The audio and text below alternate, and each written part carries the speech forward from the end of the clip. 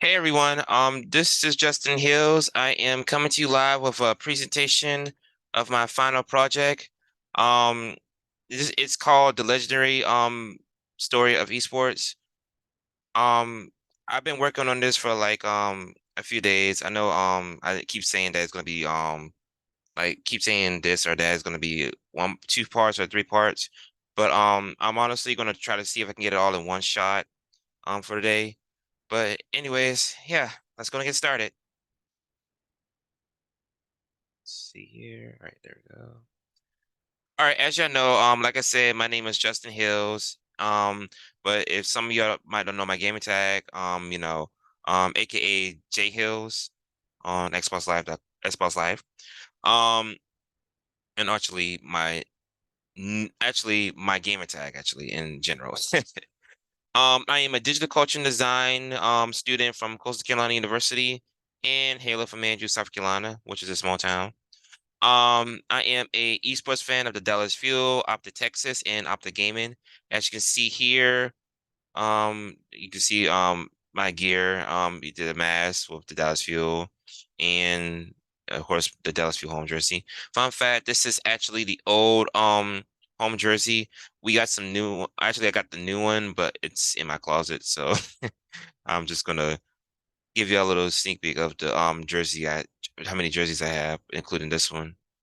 Um, Fun fact, the Dallas Fuel is actually a Overwatch League team that is based from Dallas, Texas, of course. Um, they are they are with Optic Gaming, which was formerly known as Envy. Um, so yeah. And also Optic Texas, this is their Call of Duty League team. Again from Dallas, Texas. Um, and of course sponsored by Opta Gaming. I mean, go be partnered by which is by Opta Gaming, which is my favorite gaming organization. All right. All right. So more about me is that I attended events like the Evo Championship Series in 2014. Um, I went in see me if I can see me. I went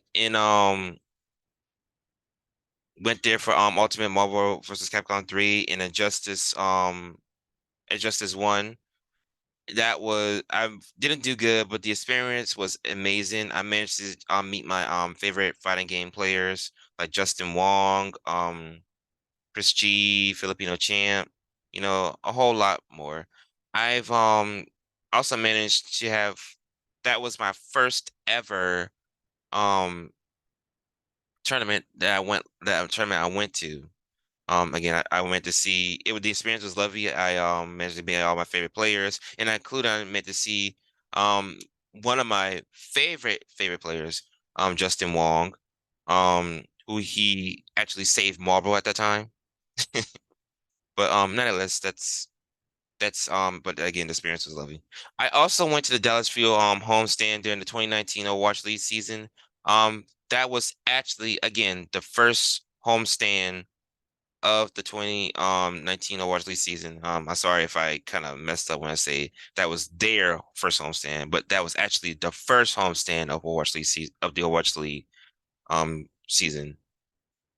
Um the experience was lovely. I managed to see my favorite team beat the LA Valiant and our state rivals, the Houston Outlaws.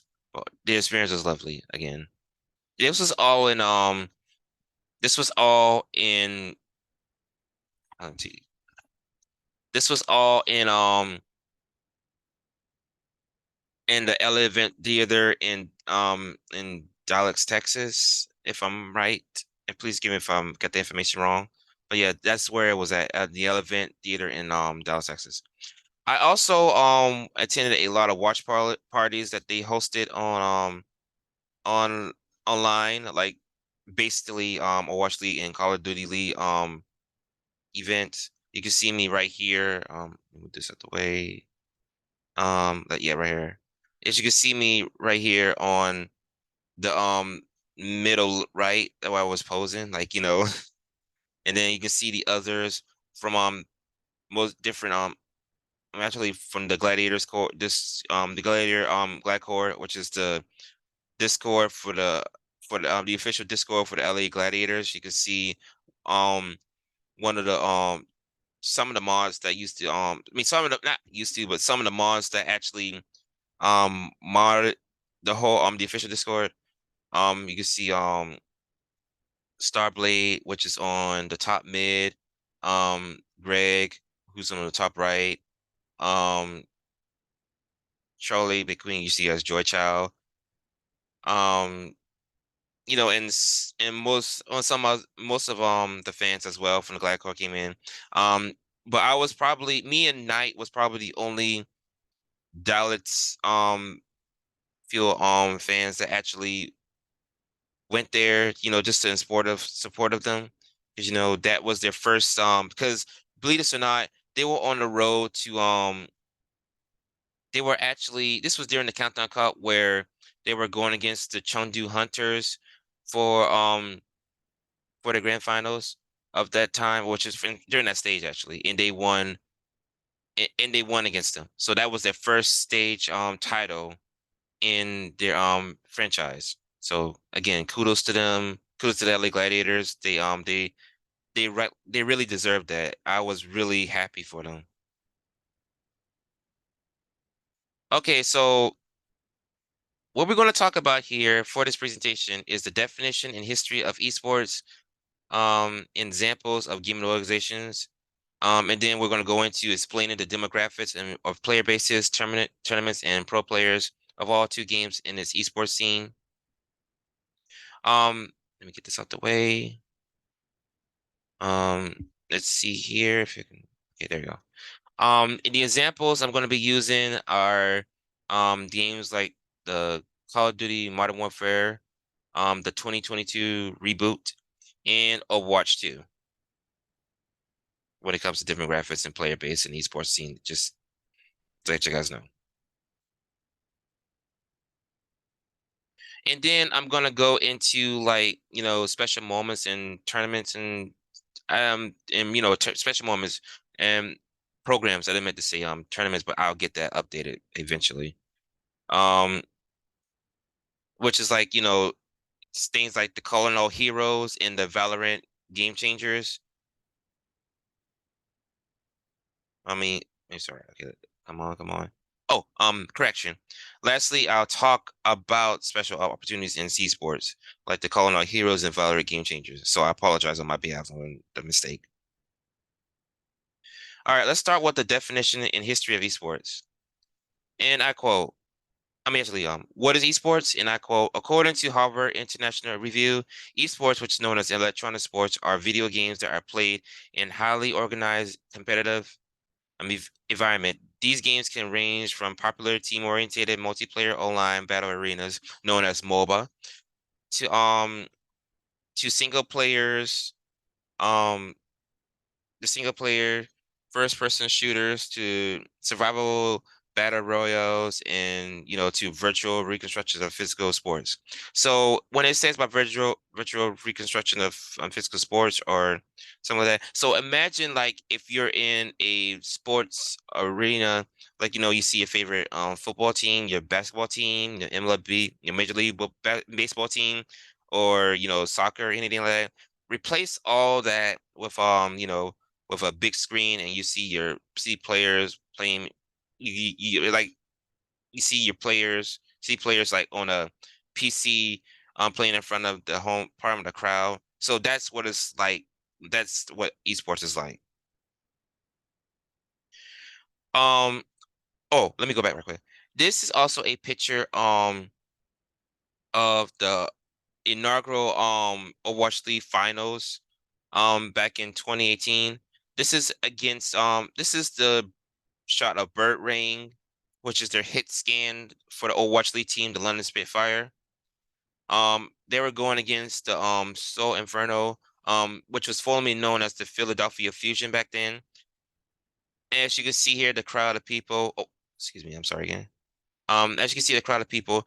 Fun fact: this was actually in the Barclays Center in Brooklyn. So in a way, again, that's like it's like I'll say, when it comes to people in attendance, excuse me, I'll say 27,000. I thought it was like 50K at one time, but apparently I was wrong. It could be around the 27K or 28K line where those people are at. Because I know I'm pretty sure it could be with a basketball stadium like that, it pretty sure it could be like can hold that much. All right, so here's part two of what is esports. And I quote, pros and teams are around the world get together in a single or double tournament format to compete against each other for a large sum of money. Fun fact, in this year, Gamersgate announced a whopping 45 million prize pool in an esports festival in Saudi Arabia, which is known as the Land of Heroes. Not only this is the biggest prize pool in history, this also surpassed 2021's Dota International 10 Championship, which has a total, let me see here. Right, there we go.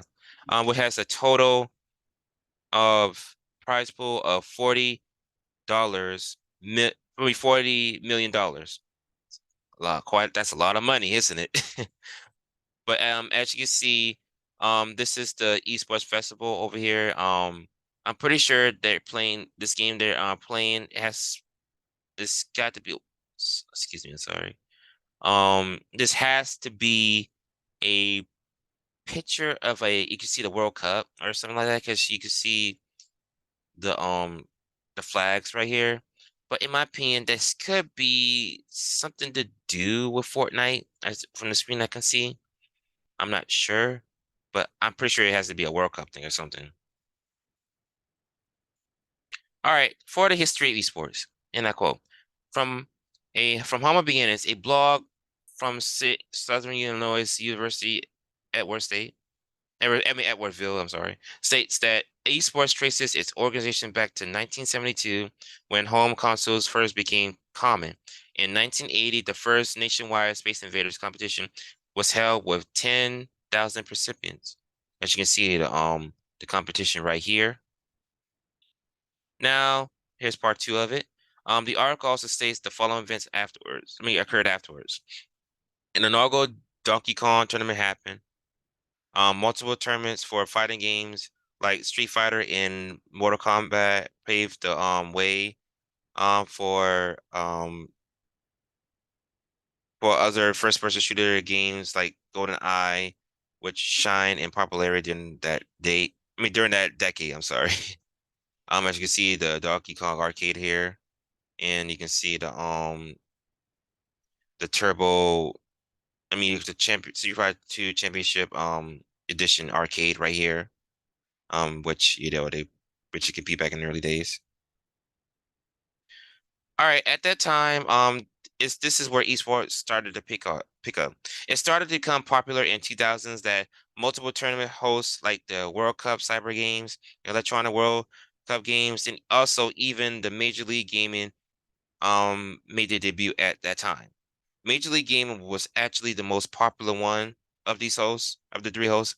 Um, here's the thing though, that was back then though, but if as of right now, it's not popular like it used to. Um, and the reason why is because of moments like these. Now to part two, as it says here, um, as Harvard in the review also states in 2011, a live streaming service known as Twitch made its debut in the esports world.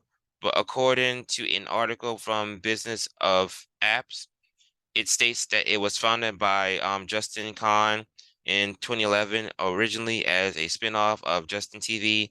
The state Justin TC later actually the site. I'm sorry. Justin TC later relaunched with similar features to Twitch and was later bought by Amazon in 2014, which marks the era of live streaming. So in a way, Twitch made its debut in 2011 and and then from that point on it started getting more popular and popular. Um that that but here's the thing though, like I said, it was a spinoff of Justin TV, but it tried to match that the same thing as Twitch, but apparently it didn't work out. So they had to shut that down and let Twitch take over. So because of that, and after popularity of Twitch started rising up there, Amazon actually actually and actually got made it was bought by Amazon. So decided to buy it and say, hey, let's buy this. Hey, let's buy Twitch and give us some give us some special things like Twitch Prime and stuff like that. So basically, that's what happened.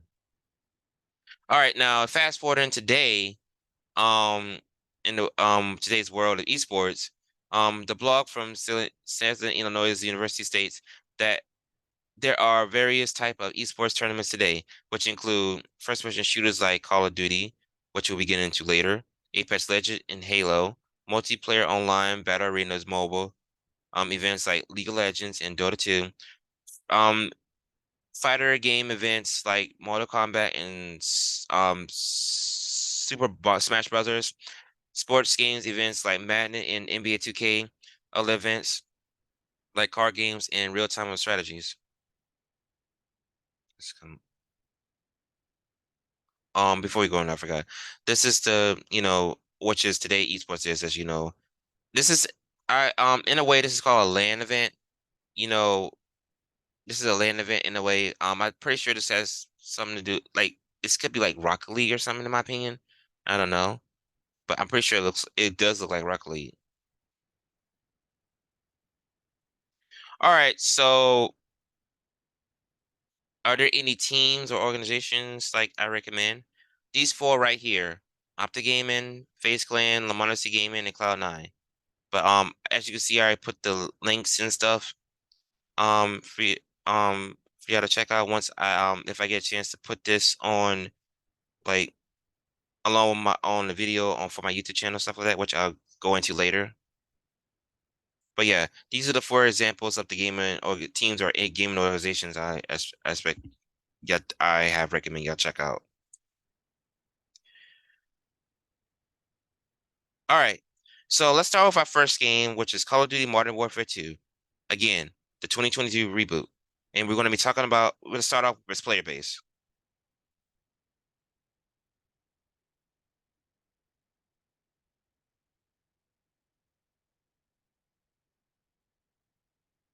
There we go. In case you don't know what Call of Duty Modern Warfare 2 is, the 2020 reboot, it states here, Call of Duty Modern Warfare 2 is the FPS reboot of the 2009 version of the video game franchise developed by Infinity Ward, Treyarch Studios, and Activision Blizzard. The platforms for this game are Xbox One, Xbox Series S and X, and PlayStation 4 and 5, and PC.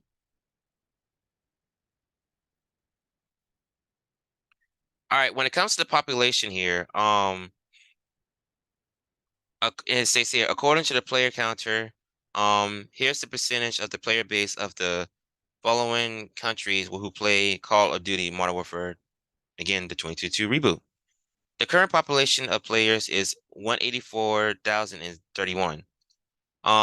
United States of America is in the lead by 26.16%. United Kingdom is behind by 6.55%. Um, Brazil 4.55%. Germany 4.06%. And lastly, Canada 2.30%. I know I didn't put the other here, which you can see right here is 56.38%, but I'll get that updated like after this presentation.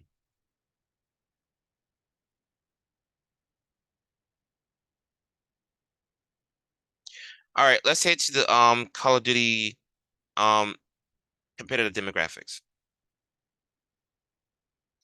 Um, this is the I consider this a game changer, which states on February 15, 2023, Infinity Ward, Treyarch Studios, and Activision Blizzard introduces their revamped rank system that changed the game of Modern Warfare 2. So I'm going to play this video for y'all to check it out, and while I'm doing that, I'm going to get something to drink right quick. Um, I apologize if anybody has a problem with me hearing, with the me hearing here me hearing my audio or anything like that because I didn't know my thing was actually working or not. But yeah, there's yeah, that was like the rank play and how that was Alley Cat talking about how they're gonna do revamp how it was revamped and stuff like that. So from that point on, that's when they released the whole thing in February 15, 2023.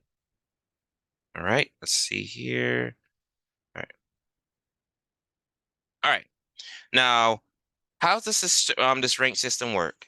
According to the Call of Duty blog, it states that in Modern Warfare 2, rank play, everyone will start out as a bronze rank player.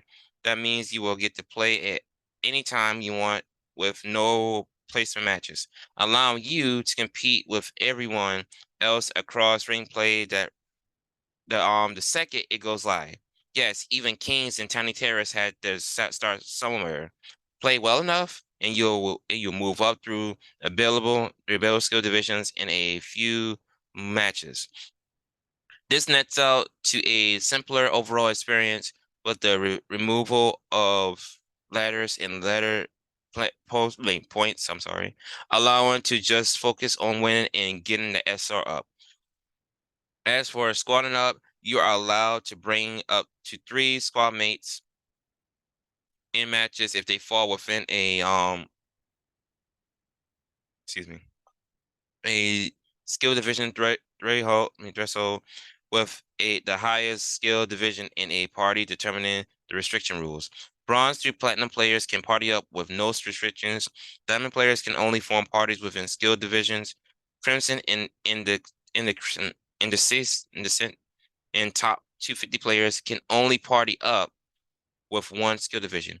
So be wise when it comes to the rules with squatting up with another player and stuff like that. And as you can see here, um this is the rank play menu for Call of Duty Modern Warfare 2. There's more. Yes, there is more. The blog also states that at the end of each rank play season, your highest skill division placement for the season determines what rewards you earn, as well as where you start from the next season. Bronze through Crimson players will start one skill division back. For example, say for bronze, which will begin with bronze tier 1. I forgot to mention that there's 3 tiers per rank. With the motion protection enabled for your 3 matches. Um, so I'll have the ECC edition of new features, which again it will be the links will be in the end of the presentation. In Descent, Iridescent, and top 250 will start at excuse me at the Diamond Tier 1 skill division with the motion protection enabled for several matches. So it's a way, so in a way, like you're gonna start from the bottom, like like Drake said, start from the bottom. Now we here. So basically, you gotta start from bronze and work your way up to be the best to be the best of the best. So I really, I think I like this ranking system because again, like it's like um it has a little bit of Overwatch 2 in it because like the decay and stuff like that. But what this they not like the decay, but you don't have much you which I'll go into later about the ranking system. But nonetheless, here's the rewards you can see with the hoodies and stuff on, and there is the ranks right here: bronze, silver, gold, platinum, diamond, crimson, and descendant, and in top 250. All right, so what are the demographics for ranked play season 2? Um, season 2 is where again where the ranking systems made its debut. So I got a Twitter video here that shows um where are people at during that time at the end of the season. And here's the note right here, including players who played at least 30 ranked play matches. So here's the skill distribution as you can see.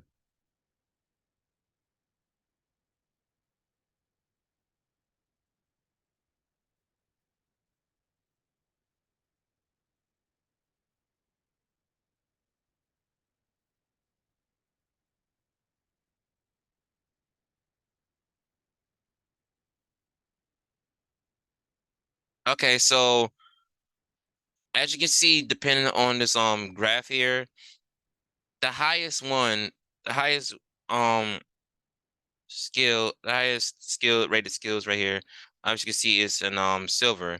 And that's and from that point on, which the tier that's higher in that skill rank in that rank is silver. But when it comes to the um lowest rank in the lowest tier, it's going to be crimson, which is which is the tier 3 one. Skill. Okay. But I'm gonna dive in a little bit more of the skill division. Um again, as the bronze, silver, gold, platinum, diamond, crimson, and descent in top 250. Here's the SRs for them. As you can see right here, these are the minimums for them, as you can tell. But yeah, that's the SRs and stuff for them. All right, now let's go into the chart breakdown. As you saw on the Twitter, as they displayed this percentage. Um, bronze for 1706, silver for 33.7%, gold for 23.5%, platinum for 13.8%, diamond for 7.4%, crimson for 3.0%, and in descent is 1.0%. Um, I couldn't. Let me see. Did the top 50? Let me see. I want to try to see. Okay, so I was right. I couldn't find the percentage for the top 250, so I had to leave it like these right here. But pretty much that's the percentage from the skill distribution that you saw for season 2. Okay, so for the Call of Duty age demographic, it states here, according to esportsbets.com, it states that in terms of the fans driving the franchise forward, it was reviewed that in a report by Newzoo that the most common age group for Call of Duty players is 21 to 35. All right, so that's the end of the player base. Now we're gonna go into the demographics for Call of Duty esports. Let's go right here. I gotta put you back, put myself back here. All right, there we go. All right, so are there any leagues that I can watch when it comes to oh sorry. Watch when it comes to Call of Duty esports and stuff like that? I keep doing it again, I'm sorry.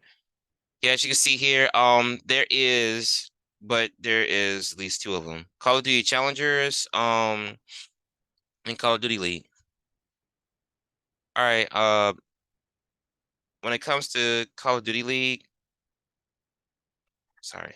When it comes to Call of Duty Challengers, um, it's basically like the NCAA of Call of Duty League because it's up and coming players of come or teams playing for a spot for a Call of Duty League. If they do really well, then it's like the NFL like the NFL draft.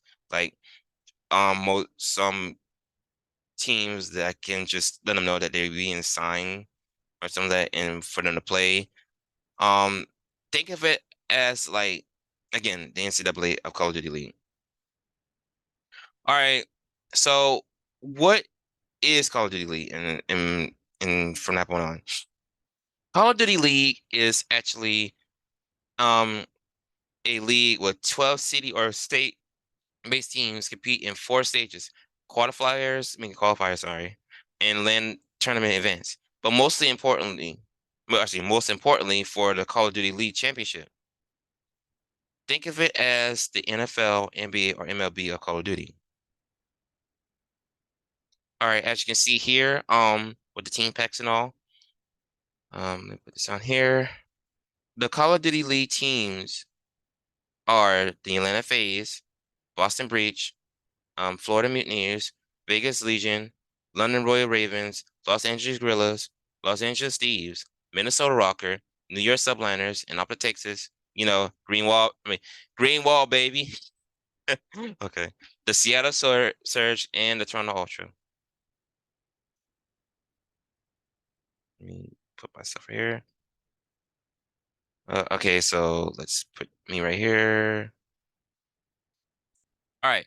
So I forgot to mention that I did these graphs on Tableau. Thank you, Professor Makamo, for this. Um, Call of Duty player. Here's the Call of Duty player demographic. As you can see here, um, there's one player from Australia. You might know him as Pred, who is the Rookie of the Year from last year's Vanguard season. Canada. Um, Dashi Illy from up in Texas, and sorry if I missed saying this name on Ulis from the London Royal Ravens. Denmark, um, Kleenex from the Toronto Ultra. France, um, Hydra from the New York Subliners. France, actually I said France, sorry. Great Britain, there's a few players like Insight, Hixie, and from the Toronto Ultra. Minnesota, Bane, Afro. Let me see who else. I'm pretty sure but there's more, but all I know is was four players when I was counting up. Of course, from Scotland, it's only Cammy from the Minnesota Rocker. For Spain, Vico, um, who's from the Florida Mutineers. Um, a bunch of United States players from the US. So I mean actually from a bunch of players from the US. But my favorite player from the US is definitely hands down, actually two actually from US. That's one player, Shotzi from Opta Texas. His movement is just crazy. I'm gonna tell you. Um but I will look him up. I'm telling you, he is insane with his movement, and you can see he's considered one of the best players in Call of Duty League.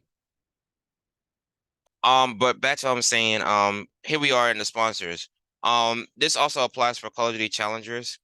Um, Zenny, which is known as the go-to eyewear for everyone.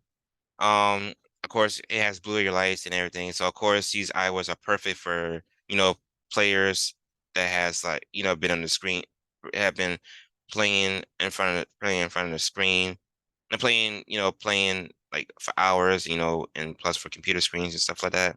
So again, that's why they're the go-to eyewear. Also, Monster Energy. Um, Monster Energy is the new energy drink sponsor. Um, because like Mountain Dew, it used to be Mountain Dew Game Fuel, but apparently their contract has ended. So Monster Energy is the new energy drink sponsor. Sony Xperia. Sony Xperia is actually, I mean, yeah, it's actually okay, so that's why I was talking a little below. Okay, sorry if my thing was kind of messed up and stuff like that. But mostly, okay, let me put you down a bit. Okay, let's see. All right, Monster Energy, sweet Sony Xperia. Believe it or not, it used to be it used to be the it's still a sponsor, but it used to be back then um because it was sponsored by PlayStation 4 was the main console. I mean, it was the main platform for Call of Duty League back in the day. So again, they still with Sony right there. And so Sony is still with them right there. But for a different device, they're advertising and stuff. Call of Duty League, let's go and talk about the Call of Duty League viewership. Call of Duty, during the time, like the Call of Duty, excuse me, starting on my words, man. I'm sorry. The Call of Duty season, this season right here, I've been watching like all four stages so far, and when it comes to those four stages, the highest one that has the highest one has the most viewership, as you can see here from the the pie chart, it's the up to Texas major known as stage 3. Um, it had the highest viewership, which is like 335,170. So that's where it was at its peak. So in a total, that would be like 42% of the viewership. That's pretty much it when it comes to demographics. But I also want to say that if y'all have any questions for any Call of Duty like related Call of Duty League related events, there's only two I recommend watching. The first one is Toronto Ultra Major, which is stage 5. Um, it's going to that's the last one before the Call of Duty Championship weekend, which will be which I'll tell you will be hosted in that destination in a few minutes after this.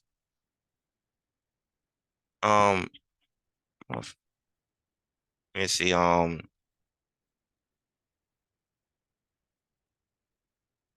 right, there we go. Toronto Ultra is going to be having this event in Toronto Ultra is going to be having this event like in the Mountie Athletic Center in Toronto, Ontario, Canada. You can see the picture right here. I put right in the screen. I mean, right here, and you can see it right here. Sorry, my thing's a little way a little bit, but you can see the venue right here, which will be going down in May 25th and May 28th. So, but first they have to do the online qualifiers, which will start in May 5th through the 21st. So that's the first event.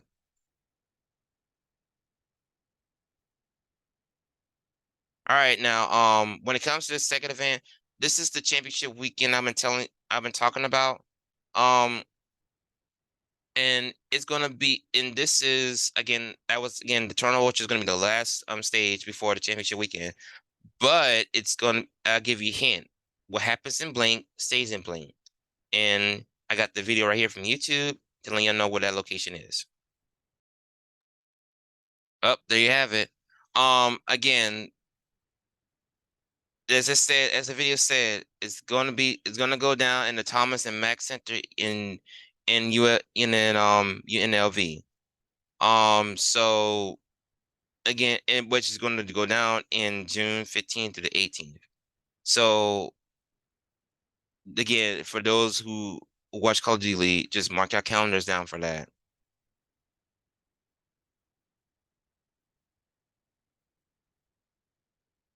All right, so in case if y'all guys are interested and want to watch this, um, you can watch it live on Call of Duty's Twitch, Call of Duty's League, I mean Call of Duty League's YouTube.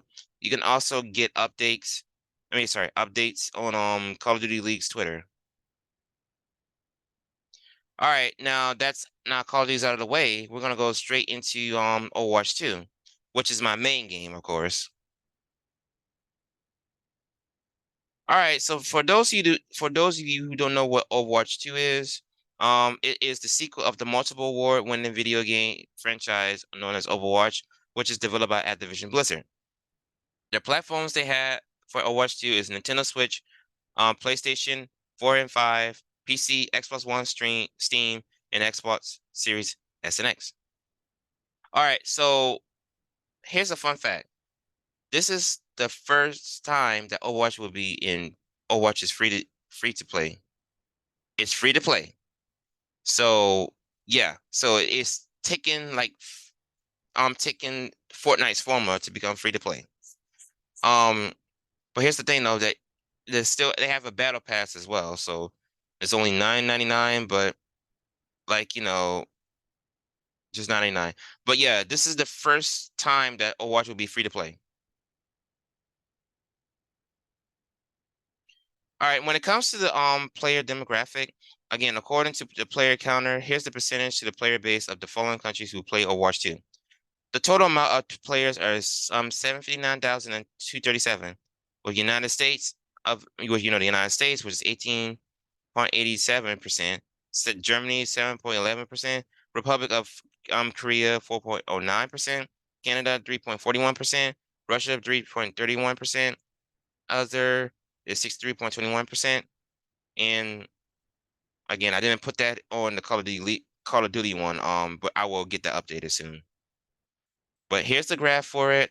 Um, Again, thank you so much to Professor Mokama for suggesting to use Tableau. It looks beautiful from this pie chart here.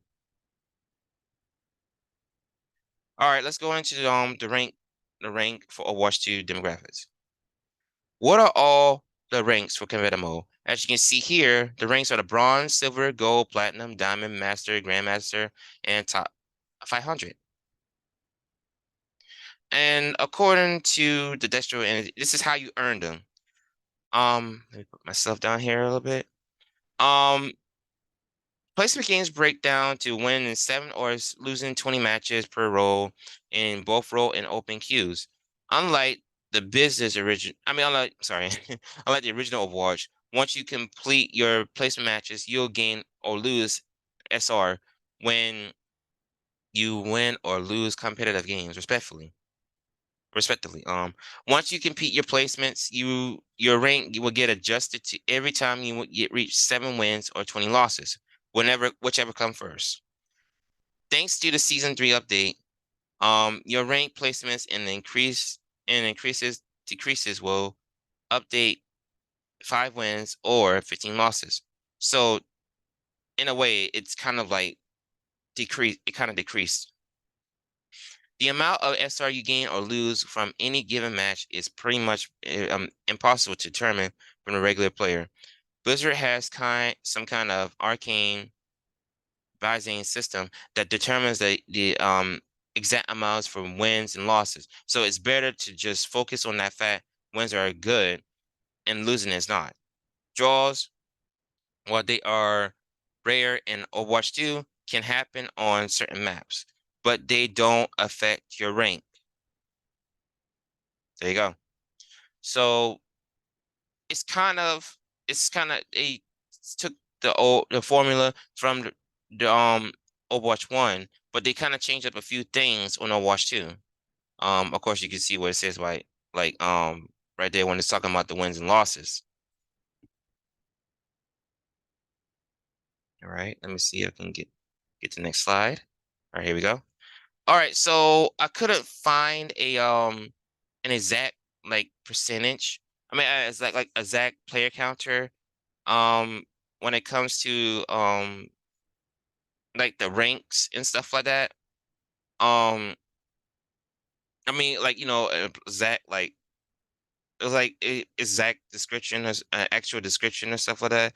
But so I decided to take a quote from one of the articles here which states the distribution suggests that a significant proportion of Overwatch 2 players are at a relatively high level of play, with almost 40 of players in the platinum and diamond rank combined. However, the majority of the players are in the middle ranks with around 50%, 53% in gold, silver, and bronze. Overall, about 50% of players are in the gold tier or below.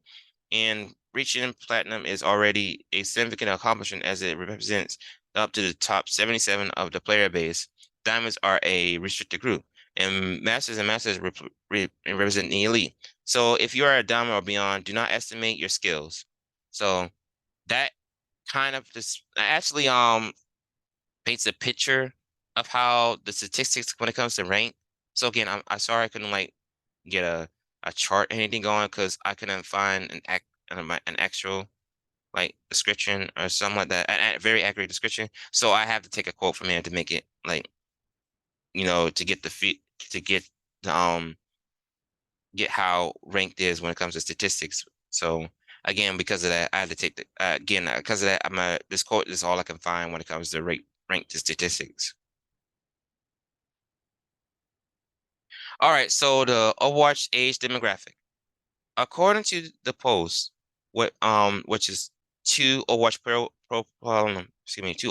player profiles by Juka and Vaco, and I mean to Jugo Vaco, I'm sorry, and Villy and Maddie Carl Harty. Um, the average age of an Overwatch player in Overwatch 1 is 32.3 years, and the one in Overwatch 2 is 30.9 years. Let's see. All right. All right, so that's enough for the player base. So let's go on and head on to the next one, which is called which of course is the esports demographics of things. But before I go any more further, I'm gonna let you know that if you are interested in watching any Overwatch esport event or anything like that. So yeah, there's two. Of course, it's Overwatch Contenders and Overwatch League. All right, so Overwatch Contenders, of course, what it says here, and I quote, according to according, let me put this here. There we go. According to the Overwatch Path to Pro website, it states Overwatch Contenders is a training ground for players to develop their skills and be scouted for the Overwatch League within a structured competitive environment. Operating in five regions in around the globe, players compete for cash prizes in region. I mean, actually, recognition. I'm sorry. I keep messing up my words, so I'm sorry about that. In official events, emerging regional Overwatch talent is highlighted and celebrated on our broadcast. The five regions are Australia, Europe, North America, and South Korea. This esports scene has the same structure connected as you see in the NBA National Basketball Association in the G League. So in a way, the reason why I said that, I mean, the reason why I said that right there is because like, of course, again, this is like it has that system, like between the Overwatch contenders and all, that players can be signed to a Overwatch league team as a two-way player, but in the NBA, it's kind of like the same thing as well. So that's why it said like in the NBA is the same has the NBA and the G League is the same thing as it is in Overwatch contenders and Overwatch League.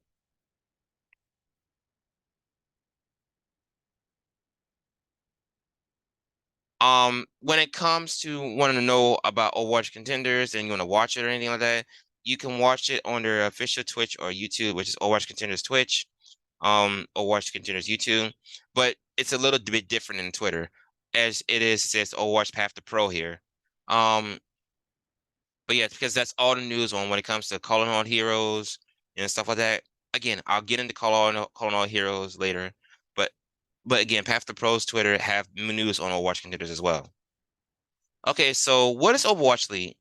Um, this is the main like thing when it comes to Overwatch esports, and it says here, according to the Overwatch League website, it states that Overwatch League is an international esports league, which is based on 20 city-based teams and featuring the best all Overwatch players in the world. 2023 season, which features Overwatch 2 PvP play, kicks off with a Pro-Am tournament in the West region in the late March before basic officially beginning in both regions in April 28th. And it concludes with the playoffs and grand finals later in that year, showcasing top-tier competition, drilling storylines, robust viewership rewards, and cutting-edge production value.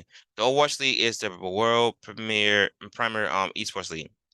So in a way, it's saying it's like the NFL, NBA, and MLB of Overwatch esports, to put it exact. All right, so let's see here.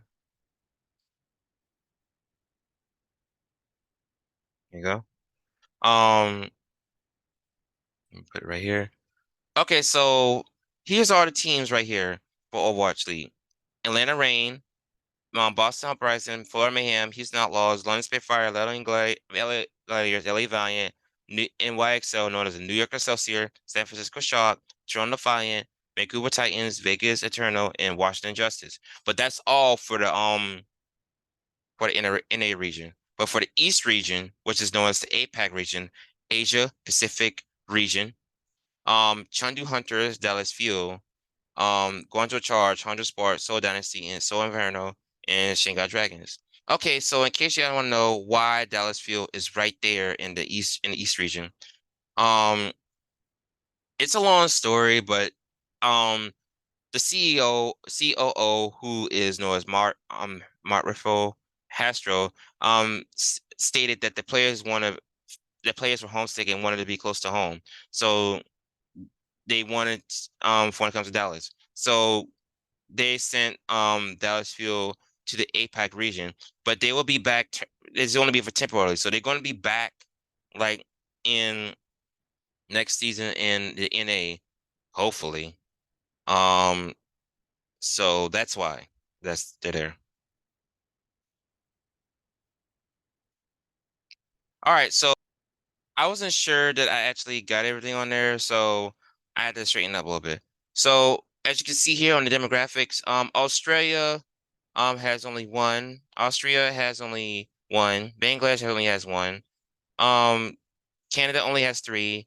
China only has a like nine. Estonia, of course, is only one. Um, Finland is actually Finland only has one. France only has one. Germany only has one. Mexico only has one. But South Korea has the majority, the majority of the players in the Overwatch League. Sweden, of course, is like two. Turkey, one. United Kingdom, um, United Kingdom or Great Britain only has three. But the United States is second since it has 23 players in there. And only Vietnam, one. So mostly the second, the top three countries that has a hell of a lot of players is actually the top two that has a hell of a lot of players is the South Korea and the United States. All right, so when it comes to sponsors, um, the league doesn't have any sponsors right now. But I do know those teams has I know it's kind of weird saying that, but there's a little issue with the league with Activision. There's a issue with Activision Blizzard that I'm not going to get into details. I'm pretty sure you heard of what happened back then when it comes to Activision Blizzard. But again, I'm not going to get into full detail here. Um, I'm not getting into detail, and I'm not going to comment or any like talk about or anything like that on this, especially on this presentation. So when it comes to sponsors, as it states here,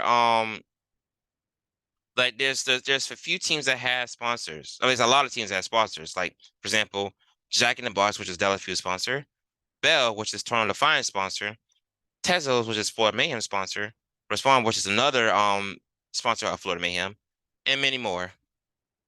But yeah.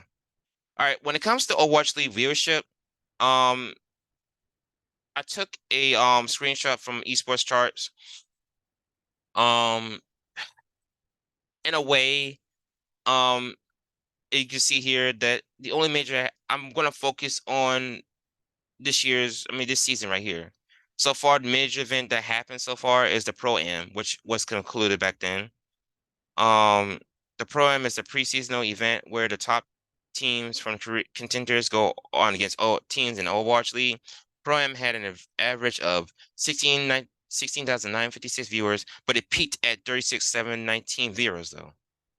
So basically, that's how much the viewers are from around our average, around that range here. Come on, there we go. Um, yes, as I said, Overwatch League is underway with its sixth starter season, with starting with the spring stage qualifiers and knockout for spring stage, which they announced back then with all the Pro-Am, which has concluded, like I said. Um, like if you don't know what the Pro-Am is, it's kind of like a preseason event, like where contenders and like an Overwatch League teams compete against each other for a lot for some money. But again, it's like a stream of money. But I got the V here to prove it. So as y'all can hear, that was like a little sneak peek of what's to come in the season. So again, the program has concluded. So we're on the spring stage right now. But here's the thing though. They already announced where the mid-season madness is gonna be at. So that's the next thing I want to talk about. Let me get this thing on here. All right, so as I stated, let me see. Is my thing on? Let's see.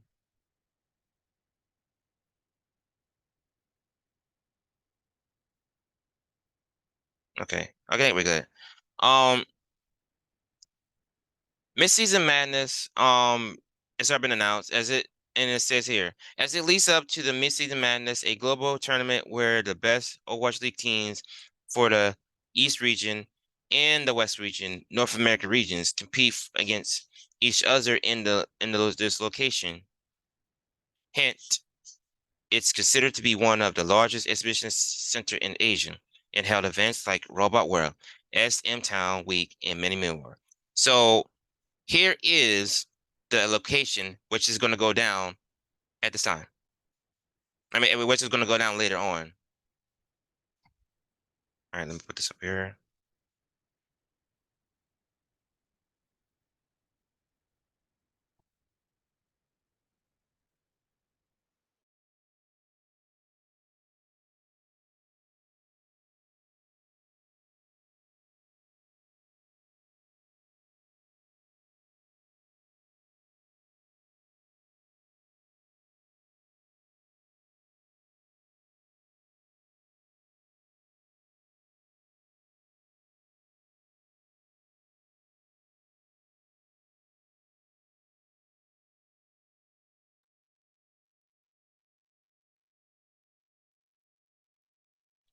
Yep, you heard it right. It's going to be going down in the Kintex Guion Exhibition Center in Seoul, South Korea.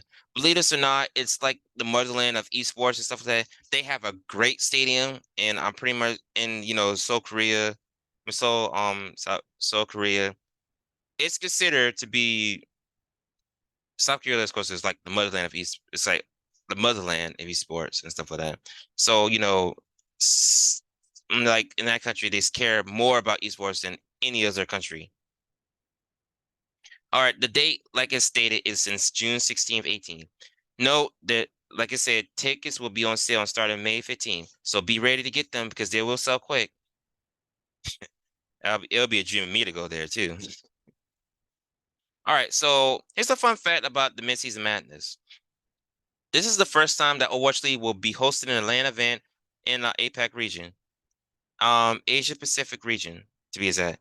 This event will feature a prize pool of $900,000.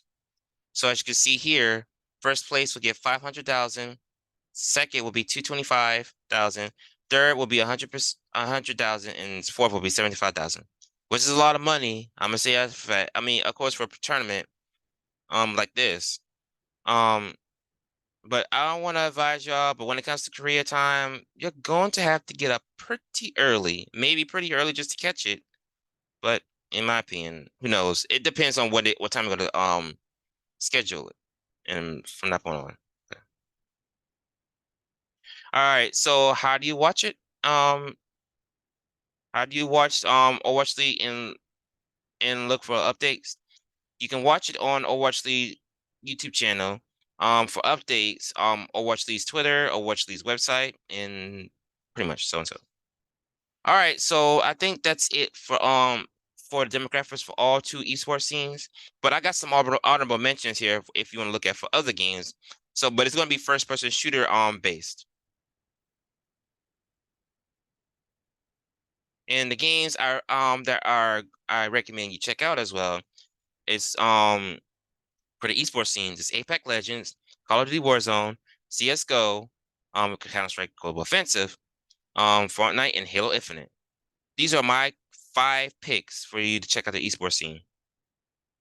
Special moments and opportunities. Now, when I mentioned something about um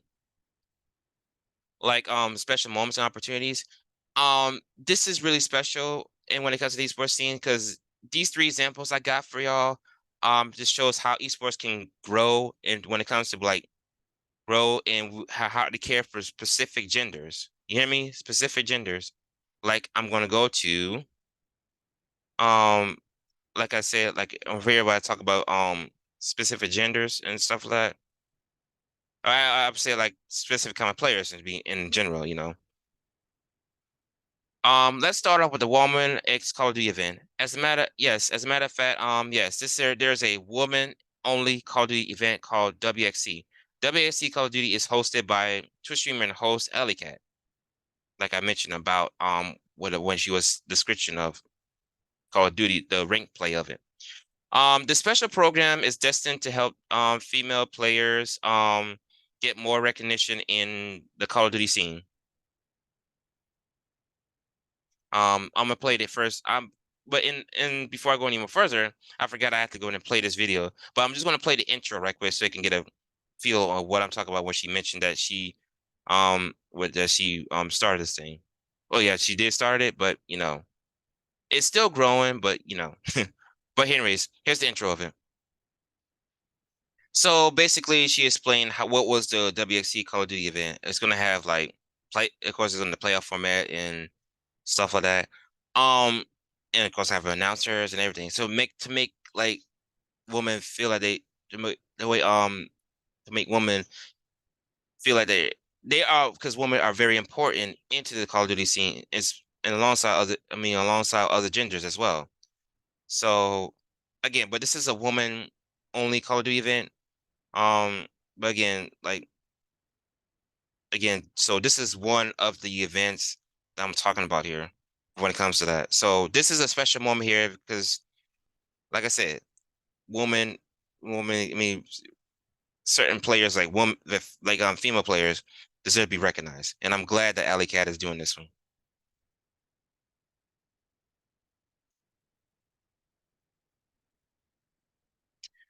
Um, okay, so here's the recent update on the Woman X COD event. I'm Call of Duty. Sorry if I misspelled it there, which I'll update soon. Um, um, Sorry, that's my phone.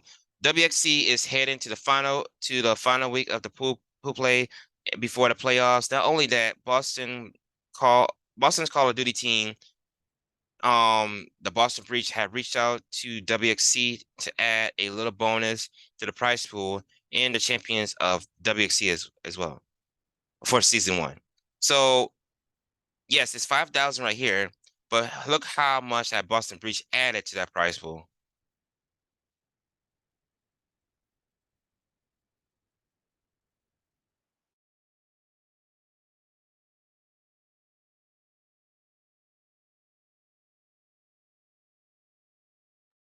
Now, as you saw, um, Boston Breach actually, I'll say, at doubled, um, added another 5,000 in there. So the prize pool is now up to 10,000.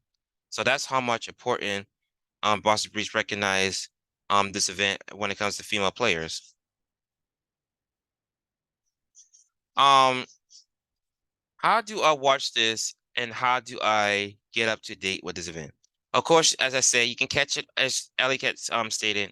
You can watch it on the Twitch, and when it comes to highlights and stuff like that, you can watch it on our YouTube for the highlights. But when it comes to updates and everything like that, you can watch it um actually you can look at it on our WXC's Twitter, which I linked right there. So yeah, again, I'm happy. I'm I'm just happy for the female players to be recognized, and I just want to thank Ellie Cat for doing this. And I'm definitely going to be catching more of this to see more exciting this to catch more of this action here, because again, I support the female players um and I'm glad that Elliot Cat is getting doing this project to get more female players involved and more and recognized, and hopefully um believe it or not, some of these female players are actually used to be in teams with other players, including male players as well, in real teams sometimes, and real people most of the times. But yeah, again, shout outs to Alley Cat for doing this. All right, now the one event that I'm really happy for, and it's Calling All Heroes, like I said many times. According to the Calling All Heroes website, it states that this is a joint program in Overwatch or the Overwatch League. Calling All Heroes mission is to build an exclusive game and competitive environment for everyone. We are excited to announce that a few initiatives this year that go by focusing on equity and visibility and community support for underrepresented genders. Okay, so I had a video from YouTube to help you get a little more descriptive with it. So check out this video right here, and you know, from that point on. So as you saw, this is why Overwatch, I mean, why this is a big deal for the call for Overwatch scene. I am excited for those represented genders to get a chance based on this program.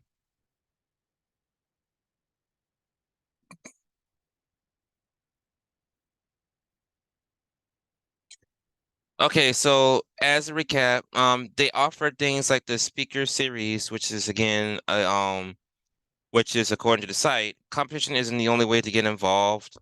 Um, watch esports from casters and online on air talent, to content creators, casters, and observers, whereas artists and more.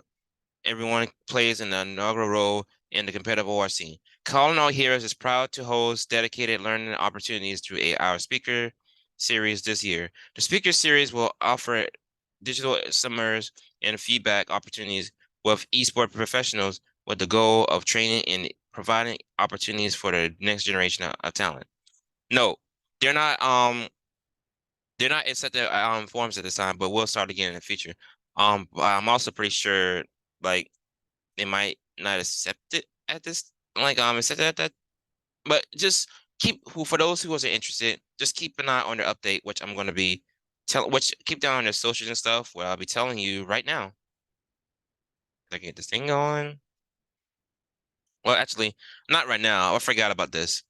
Um, Calling All Heroes has a memorable moment, um, which is right here. And I quote, a memorable moment for Calling All Heroes is that New York's Overwatch League team, the New York Celsius, signed Overwatch players and All Heroes World I'm Calling Heroes Cup winners, Halo and Immune, Halo and Immune, Halo, which is known as Haley right now. Her name is Haley right now, as you can see right here. Um, and Yoon as as the first transgender woman in the second cis woman to join an Overwatch League team. Um, Believe it or not, the first woman who ever got in the Overwatch League team is Jagiri, um, who is a off tank player. She used to play for the Shanghai Dragons. But she's not in the league no more though. But again, so this makes NU the second woman to join the Overwatch League team. All right, recent update. I forgot about this one. Recent update on Calling the Heroes. Calling the Heroes will be coming back in 2013 along with the newly acquired sponsorship with Radiant to bring the challenge series, which the website states. Of course, here, the 2024 season takes place from April to November 23 and features a year-long competition with a regular season made up of recurring qualifier events hosted by third-party organizers. The top teams at the end of the circuit will qualify for the championship event in February 2024. Last chance qualifiers with the last chance qualifiers to be held in January 2024. Reminder, Minor 2 is the next upcoming event for Calling All Heroes. And note, as you can see there, Challenge Ethereal is the Major One champions. So yeah. So again, be on the lookout for Major 2. So if you want to know how you can watch this video or get updates on it, or in case if you're interested in anything like that, you can catch this on the Overwatch on the Twitch website and YouTube of Overwatch and get updates on their socials. Um plays Overwatch on Twitch, of course, Overwatch the YouTube channel, of course, Overwatch Path to Pro Twitter, and the Calling All Heroes website. All right, one last thing. All right, this is the final thing I'm gonna talk about, and it's no other than the video game, a program called the Valorant Game Changers.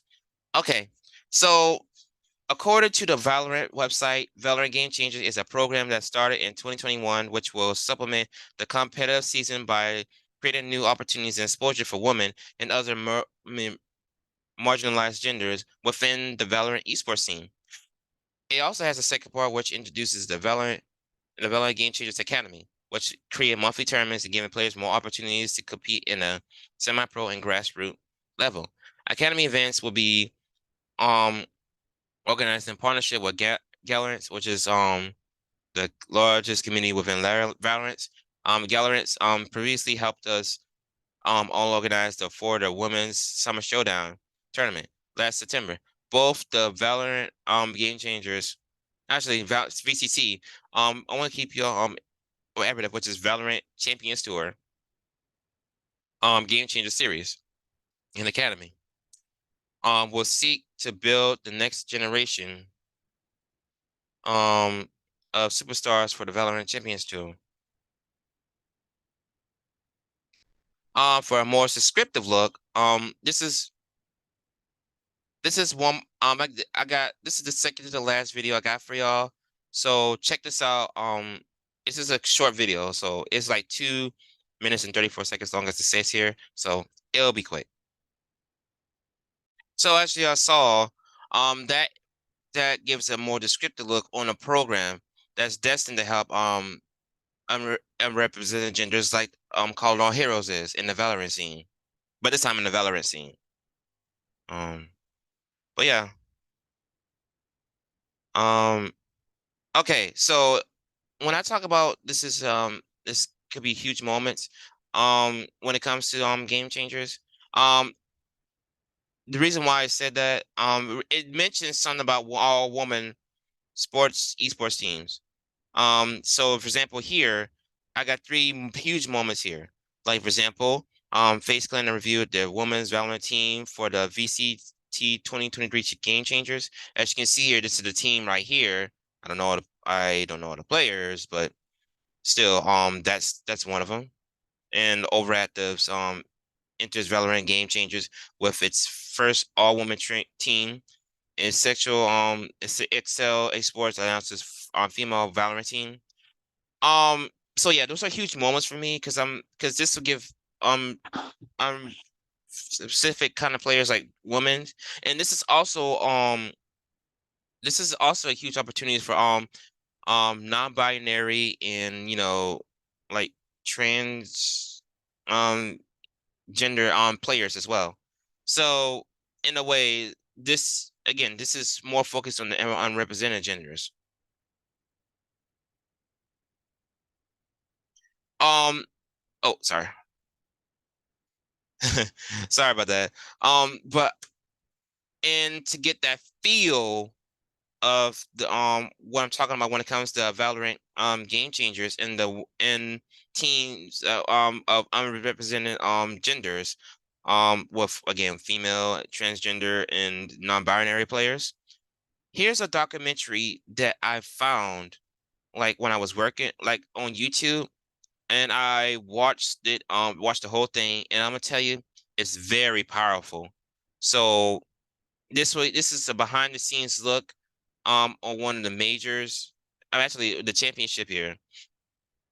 Which it states right here, the championship is it states here in November 2022, the best game changer teams in the world competed against each other for the first time in Game Changers Championship. So I'm gonna play the intro, but I'm not gonna spoil the whole thing. I'm just gonna play the intro and we'll go on from there. Powerful, isn't it? Um, but yeah, that is the intro for the documentary right here.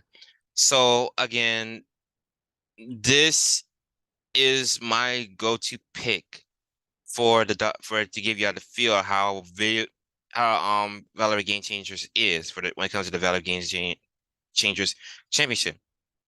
I'm telling you, this is some powerful stuff right here because it actually gives you can see the behind the scenes look and everything when it comes to players in the Valorant Game Championship. I'm telling you, please go and watch this. And you see why this is my favorite documentary when it comes to esports. And with that, we're gonna in a recent update is that Valorant announced last month that that there are announced that excuse me, yeah, again I gotta update this thing, that they will return for the second season of the Valorant Game Changers, but teams will compete for the championship no other than Sao Paulo, Brazil. Yes, Brazil. But overall, again, I'm happy for the people for the underrepresented genders in the Valorant game community, because again, this is a huge opportunity for those um to get more recognized and stuff like that. Um, but again, please go watch that documentary that I said, and then be on the lookout for this one. About the documentary from last year's championship, and be on the lookout for this one coming up if y'all guys are into Valorant. And how do I watch this and get updates? It's simple, the official Valorant website for esports and the official Valorant Twitch, which is right here. All right, that's pretty much it, guys. Here's my works cited and everything. I'm gonna say it's a lot of sources here. I'm gonna tell you a hell of a lot. Um, I had a lot of fun doing this presentation. If I again I want to thank um you guys for watching. I want to thank my Professor Anna Mukamo for helping me with this, because if it wasn't for her guidance, I would not